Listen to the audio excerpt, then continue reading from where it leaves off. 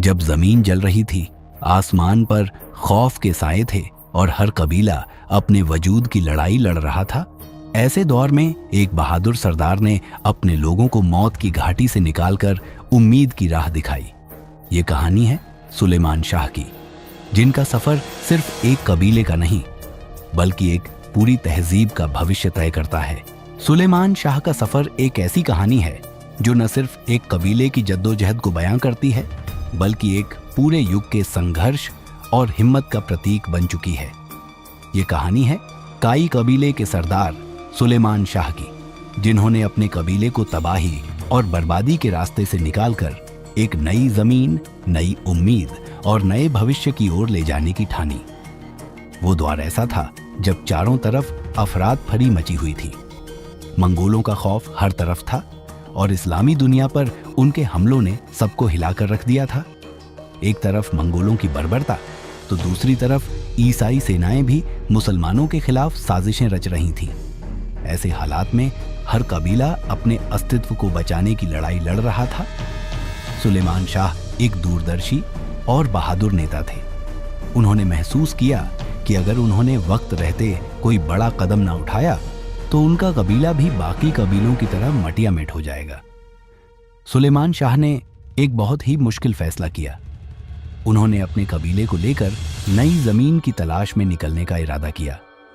ये कोई आम सफर नहीं था। ये सफर भूख, प्यास, बर्फीले तूफानों और दुश्मनों से भरी हुई एक लंबी और खतरनाक राह थी। लेकिन सुलेमान शाह जानते थे कि रुकना अब मौत के बराबर है। उन्होंने अपने बेटों, खास तौर पर एर्तुरुल, गुंडूज, सुंगुरतेकिन और दुंदार को साथ लिया और कबीले के बुजुर्गों से मशवरा करके ये ऐलान कर दिया कि अब उन्हें अपनी जमीन छोड़कर एक नए मुस्तकबिल की ओर बढ़ना होगा। कबीले के लोगों को ये फैसला शुरू में बहुत मुश्किल लगा। उन्होंने अपने पुरखों की जमीनें, अपने मकान और अपने जानवर छोड़ने के बारे में सोचा तो उनके दिल टूट गए। लेकिन सुलेमान शाह का यकीन इतना मजबूत था कि धीरे धीरे सबने इस फैसले को मंजूर कर लिया और इस तरह एक बहुत बड़ा सफर शुरू हुआ। ये कारवां वादियों, पहाड़ों, रेगिस्तानों और खतरनाक दर्रों से गुजरा। रास्ते में कई मुश्किलें आईं। भूख और प्यास से कई लोग बीमार पड़ गए। बच्चों की चीखें और बूढ़ों की सिसकियां कबीले की रातों को और भी भारी बना देती। एक दिन ऐसा भी आया जब कबीले को मंगोलों की एक टुकड़ी ने रास्ते में घेर लिया। सुलेमान शाह ने अपनी बहादुरी और रणनीति से अपने लोगों को बचाया। उन्होंने न सिर्फ दुश्मनों को हराया बल्कि अपने बेटों को भी सिखाया कि बहादुरी सिर्फ तलवार से नहीं बल्कि इंसाफ और यकीन से भी की जाती है।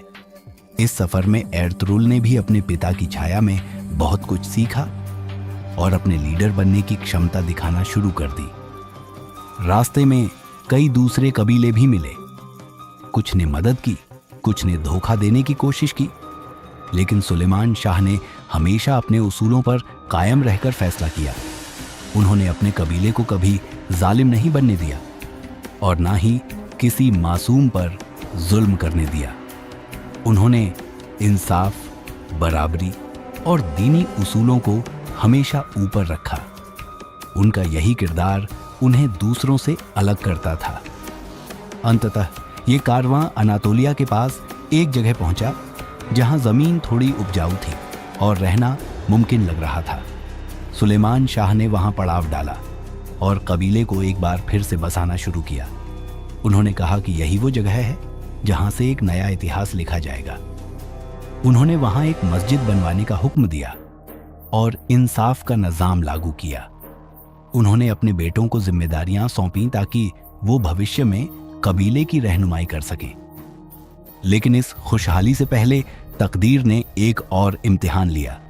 एक दिन जब सुलेमान शाह दरिया के किनारे अपने घोड़े पर सवार थे, उनका घोड़ा फिसल गया और वो दरिया में डूब गए। उनका इंतकाल कबीले के लिए बहुत बड़ा सदमा था, मगर उनके जाने के बाद भी उनका नाम, उनकी यादें और उनके उसूल जिंदा रहे।